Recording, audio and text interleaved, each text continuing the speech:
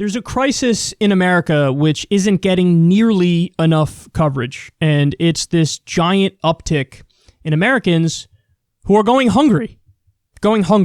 So you see, I have this is for the Great Depression, the food lines, and I got similar pictures from today now. This is seriously Great Depression level stuff. So I'm for everybody just listening to the show, it's on the screen. You're seeing a bunch of pictures of the lines at food banks, and it's unconscionable. I didn't think I would see anything like this in my lifetime, but I'm seeing it. And what's concerning to me is the lack of coverage. Now, these pictures, Vox put these together. I have seen little pieces on it here and there. Some nightly news, some local news has covered it. But really, I haven't seen the extensive coverage that it deserves. Like, to me, look at how much a fake scandal like Russiagate, look at how much coverage that got. And now compare that to the fact that millions of people in the United States of America are going hungry, and it's not even getting 1/10 the coverage. It's not getting 1/100th the coverage that something like Russiagate got. And this is why the media is failing miserably, and this is why they're terrible. So let me just give you, there are two facts here that just put everything in perspective. First of all, you've heard me say this one before, but about 78% of Americans are living paycheck to paycheck, and that was before COVID-19, before this crisis, before the fact that 33 million Americans lost their jobs, and the government only gave them a measly $1,200 one-time payment to only some of them. So what did you expect was going to happen?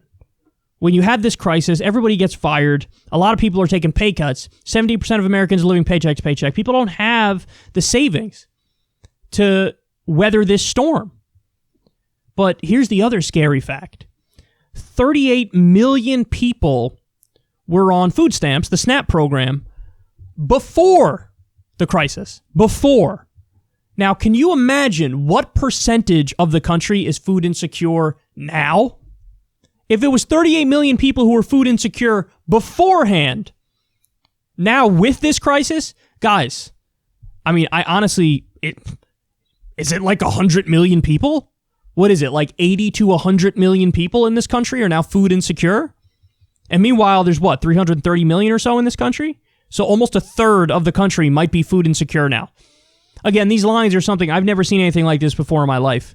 Lines for food banks, because people are going hungry in the modern era. This is at a time when you have, we just covered the story, billionaires have made billions and billions of dollars in just, it was like on May 8th or something like that. Just the other day. They made billions of dollars in one day. As people go hungry in this country. Don't tell me we don't need to do massive redistribution of wealth. Don't tell me that we don't need to do UBI. Don't tell me that we don't need to do Medicare for all. Don't tell me that we don't need hazard pay for these frontline workers. Because what's happening right now is unconscionable. And there's no leadership. And yes, it's in the Republican Party and the Democratic Party. There's no real leadership that's fighting against this and winning. And it's a miserable thing to see, and it breaks my heart. But this is where we're at. So, lines at food banks in 2020, it's beyond heartbreaking.